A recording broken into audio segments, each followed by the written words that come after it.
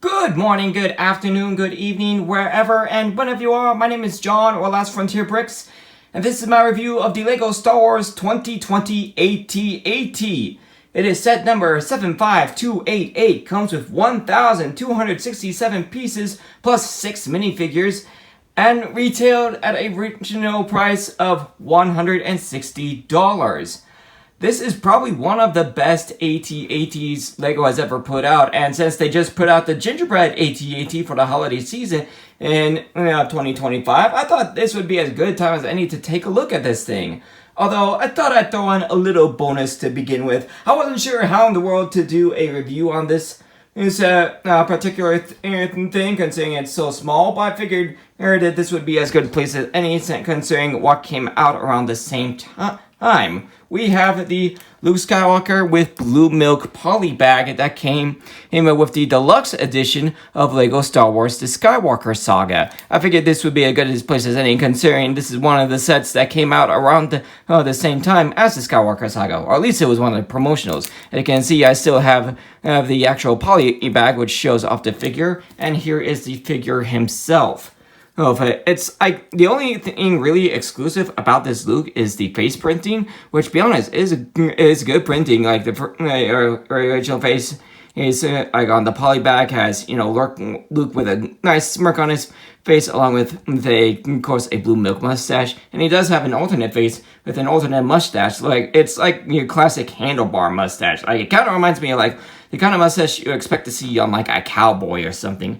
But all in all, it's good printed in for the faces. It's a nice choice for the hairpiece, and good printing on the torso and legs. No arm printing, and then you do have the printed one by one light blue with like the milk printing on it. So yeah, I wasn't sure how in the world to do like a review on this guy, but it's a fun little promo that you got getting the deluxe edition of the Skywalker Saga.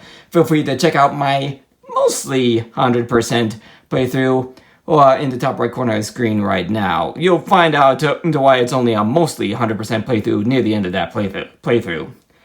Anyway, we'll go ahead and get started off with the actual figures. Here's in the AT-AT, starting off once again with Luke Skywalker, this time in his pilot uniform, which I gotta say, the pilot uniforms of the modern day, starting off with Force Awakens, it's just, they're absolutely crazy, the amount of detail you get in there. The white on the suit does seem like a little pinkish, but unfortunately that's just LEGO Star Wars air printing nowadays. But all the detail on the suit looks absolutely fantastic. Like you got the life support system, all the straps and stuff going on. No arm printing, unfortunately, but that's not too bad.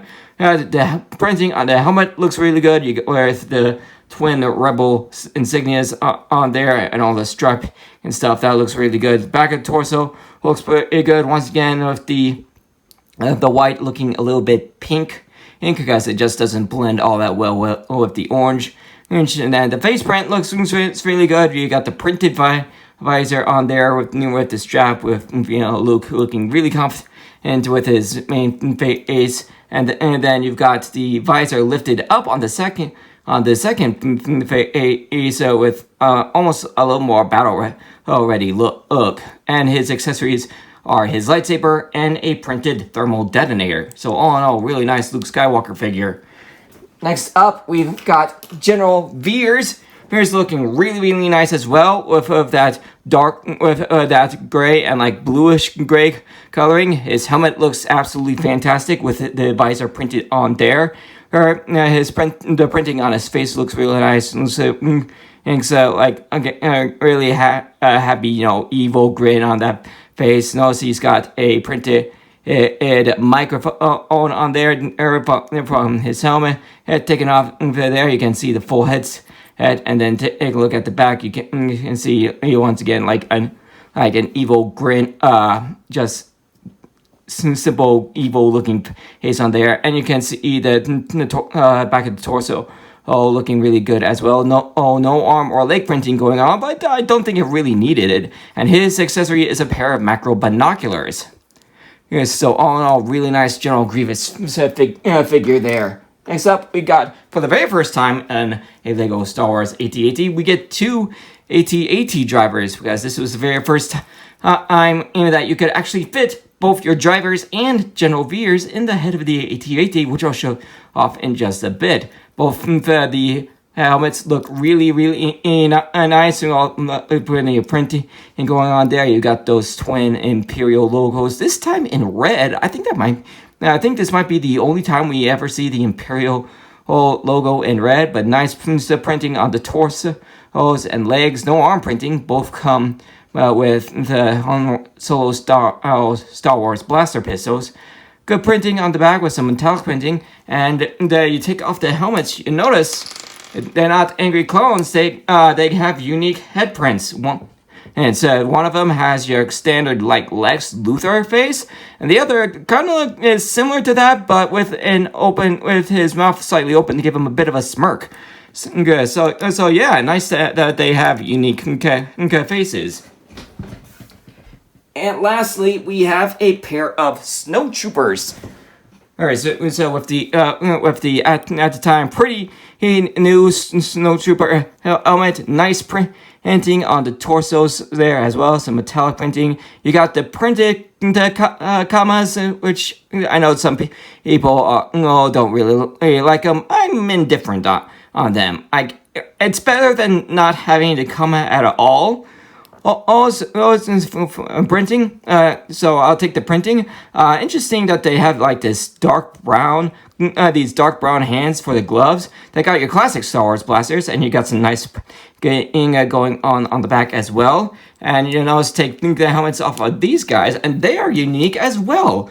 For the figures, this one's like a little, almost a bit too normal, and I remember this had been used in the Infernal Squad battle pack, which came out the same year. So it's nice to have, like, even with most of the time, basically all the time, you're gonna have both your AT-AT drivers and your snowtroopers with their helmets on. It's nice that they all have, faces that are unique to those particular characters. And you do have a couple accessories going with them as well. First off, you have an E-Web blaster for one of your snowtroopers. Interesting use of using the Lego space blasters for the legs, and then like this transparent piece for basically a tripod. But the barrel of the gun looks really big, really menacing. And I like the use of the black lightsaber hilt there at the edge of the barrel. Plus, you kind of wanted the minifigure roller skate pieces up here, almost like for the side. But it's a really nice sized laser cannon, and taking a look at this size, it sizes up pretty well with a minifigure. And then you also have a white colored speeder bike, not unlike the one you would see in the Snowtrooper battle pack only about 2 years later. Or nice coloring all around. You do have the moving control stick, and the brake pads, and all in all, it's a really simple, but really good speeder bike. And of course, you can just slap one of your snowtroopers on there. Whoops. You can just slap one of your snowtroopers on there to drive the thing. Actually, let's see if we can. I think you can just have him sit. You can probably just have him sit down. There we go. Let me take off his blaster pistol, and I won't be surprised if we can get to where he's actually holding on to the controls. There we go. Yep, he's fully on there. He's fully holding onto the controls. So yeah, really nice speeder bike can get there for your snowtrooper. Nice that they give a good size accessory for both of your snowtroopers.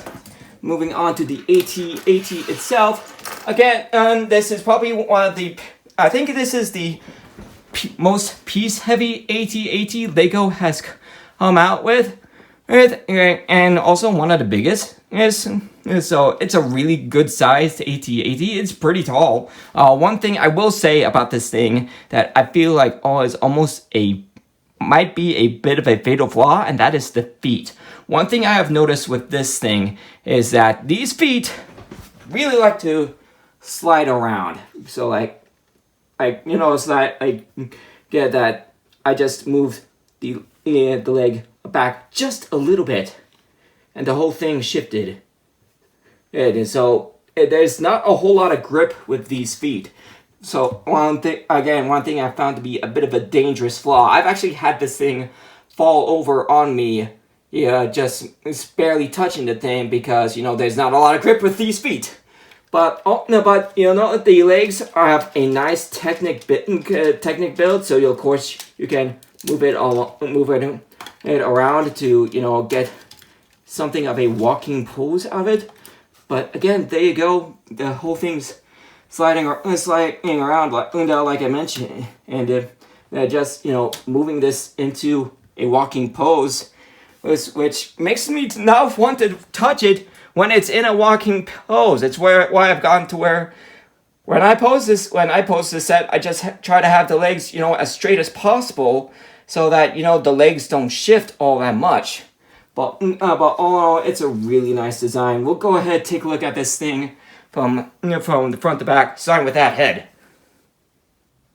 So before we get to take a look at the AT-AT itself, I almost forgot that I do have the instruction manual here with me, showing off the box art. And with the Battle of Hoth, you got your snowtroopers out, one with the E-Web, one on the speeder bike, and you can see a couple of play features. It's just really nice box art. Taking a look, opening up the instruction manual, you see how you is supposed to open up the bags and how to use the brick separator. This was before the paper bags, so this just jumps straight into the build. And taking a look in the back, we've got 2 pages for our parts list, and you see a pretty solid lineup of sets in there. We got the ITS transport, the 501st Battle Pack, the $30 501st Battle Pack, not the $20 one. We got the General Grievous Starfighter, Razor Crest, the Anakin's Jedi Interceptor, the Clone Wars Season 7 AAT. We got the Death Star Final Duel. Of course, we got this set, the AT-AT, and then the Knights of Ren Transport, along with pages showing off all the figures that are in those sets. And like I said, this set was coming out around the same time as Skywalker Saga, so of course we got a nice ad for that as well. So, now that we've taken care of the instruction manual, let's take a look at that AT-AT. Again, starting off with that head. Go ahead and move this thing up to get a better view of that head. The neck is on a nice Technic build, so it's pretty solid. Plus, you can move the thing from side to side, the whole, and whether the head, and neck or both at the same time, so it's got quite a bit of movement. Underneath, you can see the main anti-vehicle cannons. Plus, you got a couple of spring-loaded shooters. Oops, there's those legs. It's moving on me again. And again, you got a couple of spring-loaded shooters with the tail mostly concealed by the build of the head. Just to move your finger underneath and let it fly, and it'll go a good distance. And as usual with these sets, and so Lego does provide at least one extra shot for your spring-loaded shooters. And then you got the nice anti-infantry cannons on the side. Even though with this build, unlike the other Playscale AT-ATs, Lego had made before this, there's only one cannon instead of 2, which I think might be more accurate. I don't remember. Excuse me. It's been a while since I've watched Empire Strikes Back, but the head shape looks really, really nice. You got the buildable viewport for the head, and then you can, of course, lift up the top to get a pretty easy access to the interior. Can't really open the sides the way the head is built. They're kind of like the top part of the sides on hinge joints, but the way it's built, it's kind of like they can only stay in that position. But of course, the best thing about well, taking a look on the inside, you can see it is a bit cramped in there, but you can see that there are some control panels. Some are stickered, some are printed, but most importantly, you can see that there's actually space for the first time in a LEGO AT-AT. There's space for 3 figures. So we got General Veers here. I do think you do have to take off the blasters and here's from the AT-AT drivers and General Grievous' macro binoculars to get him to fit in there. But for the very first time, you can fit 2 AT-AT drivers plus General Grievous inside.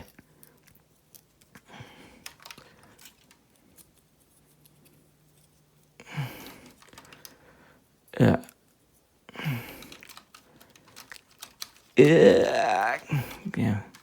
Go, come on. He's almost on there. Again, it's a tight fit, about as tight as there we go. It's about as tight as a fit as a LEGO AT-AT head has ever been, but they fit. And the whole thing just folds right down, and they are in there again with these legs. Not a fan of how they move around so much.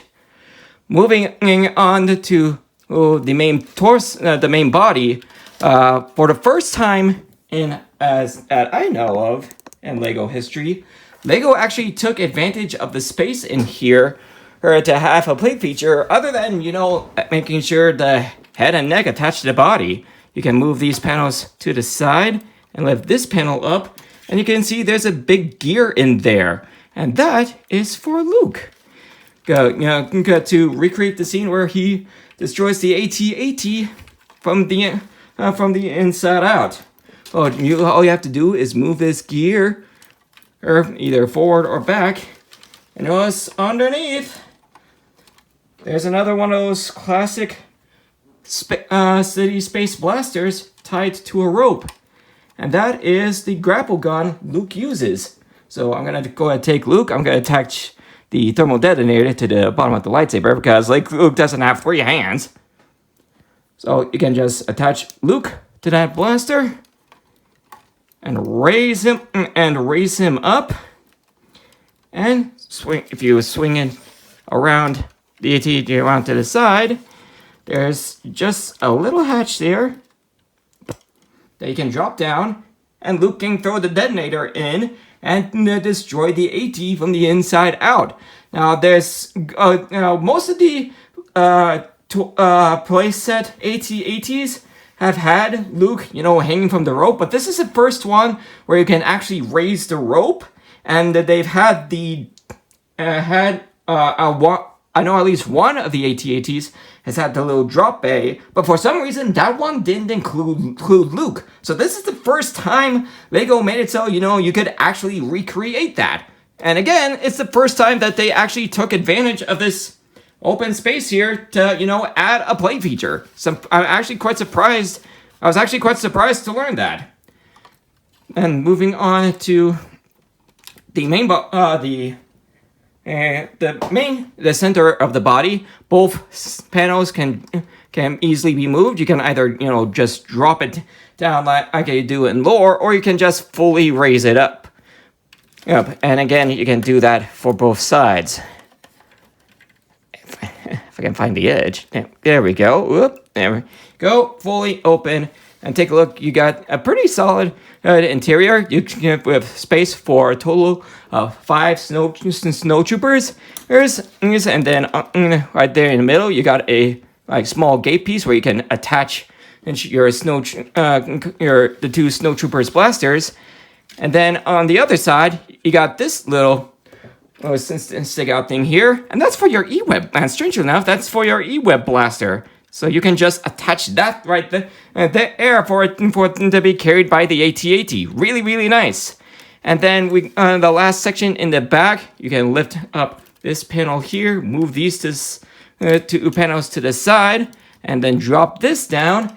And that is so you can slide in your speeder bike, be carried by this by the AT-AT as well. Let me double check where the rails are on this.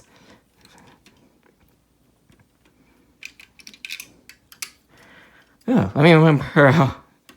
I need to remember how in the world you're supposed to get this thing in. I may need to double check the instructions.